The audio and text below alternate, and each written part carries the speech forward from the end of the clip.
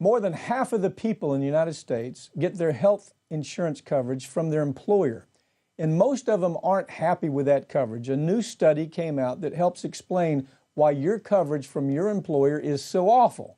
And I have Farron Cousins from Trial Lawyer Magazine with me now to tell us about it. Farron, this story, it's still under the radar. ProPublica did a story on it. NPR did an investigation on it. And right now, people are complaining that this new shift, the new Obamacare shift, the new coverage issues, they feel like they're getting a lot less, and they're blaming it on the legislation to some degree. But really, when you look at this story, it's really about the same old thing. The people at the top trying to squeeze as much money as they can out of the American consumer. And what they do, what this investigation's found, is that a lot of companies out there, their HR departments hire these insurance brokers. They're not with the health insurance company. They're not with the company buying the insurance. It's essentially this group of middlemen. And what they do is they work with the health insurance company and say, all right, you let us know what plans you have. We'll go sell them to the employer. But what we didn't know until now is that the insurance companies and these brokers had worked out deals. These brokers, in many cases, get a percentage of the plans they sell, and they get that as long as the employer goes with them. Let's back up. First of all, we would expect we expect that salespeople get commissions. Right. We expect all that. This is different, though. It is. This is where you go to the HR department or whoever it is that's making the decision. You say, look, we have two options for you, option A and option B. And they don't tell them about option C, because option C might give the best coverage. It might do away with a lot of the problems that A and B have.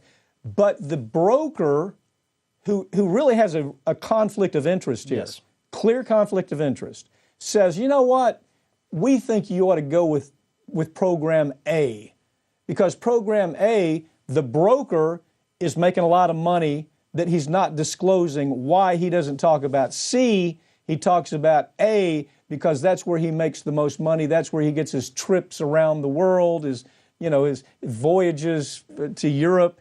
This is something that there's no regulation here.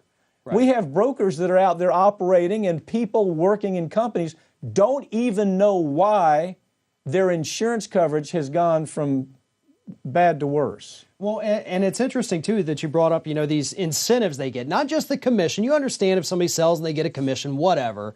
But they're also offering these bonuses. Sometimes for a group of brokers, you can get a $150,000 bonus. But it's not the health insurance company that's paying that. Those bonuses, these trips, they had one offer, go play baseball with a Major League Hall of Famer. That's actually built into the price of those insurance plans. So the employer and the employees who buy the plans, they're the ones paying for the bonuses. It's not coming out of the health insurance company's pocket, not coming out of the broker's pocket. We, the people who have that insurance, paid that as an addition to our premiums. The problem is so bad in the United States that they've actually had to come. There are actually organizations that have been put together where they're saying it's called Health Rosetta. Yeah. Health Rosetta is an organization that says, look, there are about 100,000 brokers in the country. And all those 100,000 brokers should be required to disclose to the HR or to the company, we have these other plans and they're better for your employees, but I don't make as much money. So this organization, Health Rosetta, is saying, the numbers are staggering. I think there's only 100, maybe 110, 111 organizations that follow this Rosetta plan, and that's out of 100,000 brokers in the country.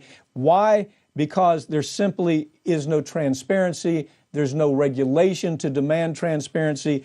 And because of that, the problem for the average person, the employee, is the coverage is getting much less, and the cost just to have the coverage is increasing. Right. And this Rosetta group, what they do is, they've said, listen, we don't take percentages, we don't take commissions. It's a flat fee.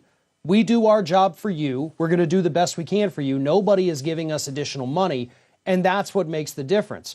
And with these plans that we currently have now, the upsells, what they'll do in a lot of cases too is charge for a more expensive plan that covers things that there's no way anybody in your company could ever possibly need. Okay, but they sell it as, well, just in case, what if you have an employee and this happens, then your whole plan gets blown up. So buy this one with this extra coverage. So here's what we tell people. Here's what's important.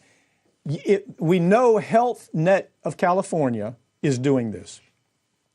We know Emblem Health in New York is doing this. We know that Blue Cross Blue Shield is doing this. The Blues are doing this. If you have a human source HR department, I think the thing to do is to go to them and say, look, is this taking place? Because the HR department, most of them don't even understand how this works. Right. They have training in HR, but they don't have training to understand this scam. In the scam, look, it's impossible for me to believe that if you tell a broker, if you sell this item that is substandard by all means, it's substandards. If you sell this, we're going to give you can make as much as $150,000. These bonuses run up to where the entity is paying out $150,000 in kind of extra bonuses for selling this kind of stuff. And so it's impossible for me to believe, Farron, that in that environment that you don't have brokers that are taking advantage of this, and the HR department really doesn't even know about it. A federal judge has approved historic plans to change the way the police department in Chicago interacts with the public. The new policies aim to reform a police department that's long been accused of violating civil rights, using deadly force and violating the Constitution most of the time when they use that deadly force. RT correspondent Brigida Santos joins me now with all the details. First of all, Brigida, let's talk about the federal judge. He's approved these plans. What are the plans that we're looking at? What are the big changes that this judge is willing to approve?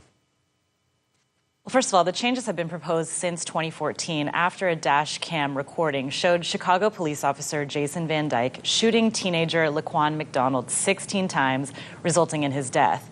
The officer was convicted of second-degree murder and sentenced to over 6 years in prison, but that case spawned massive protests across the city and earned a response from the Justice Department calling for comprehensive policy reforms within the Chicago Police Department. So now, after more than a year and a half of negotiations, city and state officials have finally reached an agreement. Now, as for what's in the agreement, there are hundreds of changes outlined in the court-ordered agreement. Some of the most significant include new guidelines for how and when officers can or cannot deploy firearms and tasers. It also commits the city to ensuring that police officers fully comply with the constitutions of the United States and Illinois State. It also prescribes community policing and youth engagement initiatives to build trust between officers and the communities they serve. And it says that it will determine the overall effectiveness of the department based on crime reduction rates rather than by the number of arrests, stops, or citations that are made. The judge who approved this plan is now in the process of choosing a leader to monitor all the parties involved to make sure that they comply with the new rules, and they're going to be looking at that over the coming years. Now, that decision is expected by March 1st, and once a leader is chosen, the new rules are expected to go into effect. What I like about this is when Chicago pays attention to this and they actually implement plans, it may have a really big effect on so many other large cities' police departments. But it's almost as if we're not seeing as many, we went through a rash there where it was like every week there was some type of shooting or killing that was arguably a mistake or an intentional attack on a victim that was being arrested. We would see those stories constantly. I'm not seeing as many. Maybe there's something already taking place as far as the public putting pressure on the various police departments. Look, Attorney General Jeff Sessions previously called the plan a colossal mistake. Why would he say that? Why is this plan a colossal mistake? Before he stepped down as U.S. Attorney General, Jeff Sessions denounced the plan, calling it undemocratic and an insult to Chicago police officers, stating that would impose unjustified restrictions on police officers. Well, I mean, the unjustified restrictions, of course, we're talking about Jeff Sessions here, so let's start from square one. So Jeff Sessions thinks that it's a little really overreaching when we train officers better, when we give them more insight into how they can avoid unnecessarily killing people. Sessions, if you read between the lines, and this is not new for Sessions. You could go all the way back to his time in Alabama. It was always, what is it, Mr. Sessions, that gives you such pause where it comes to saying to the police department, you know, we can do better, we can build. How difficult do you think it'll be for the department to roll out these reforms, Brigida? There's obviously going to be a very tough road ahead because old habits die hard, but they have to start somewhere. They've been ordered to start somewhere. And hopefully these changes are going to result in fewer police killings and building better relationships with police and the communities in Chicago that they represent. And as you said, maybe setting an example nationally. Well, that's my hope. My hope is that this, A, it works, B, you start seeing a really big downturn in unnecessarily killings or just kind of brutal arrests. Hopefully, we start seeing that. But you know, you got to give it to them in Chicago. They're making an attempt to do it when other large cities just want to put their head in the sand and act like this whole problem is just going to go away. Thank you for joining me, Brigida. Every year, 1 million hernia surgeries are performed in the United States. Unfortunately, some mesh implants that are used in these surgeries have caused complications, including infection and organ damage that led to surgeries to correct those problems. If this has happened to you, learn more about the hernia mesh lawsuit by going online to hernia.law or call us for a free consultation about your legal rights.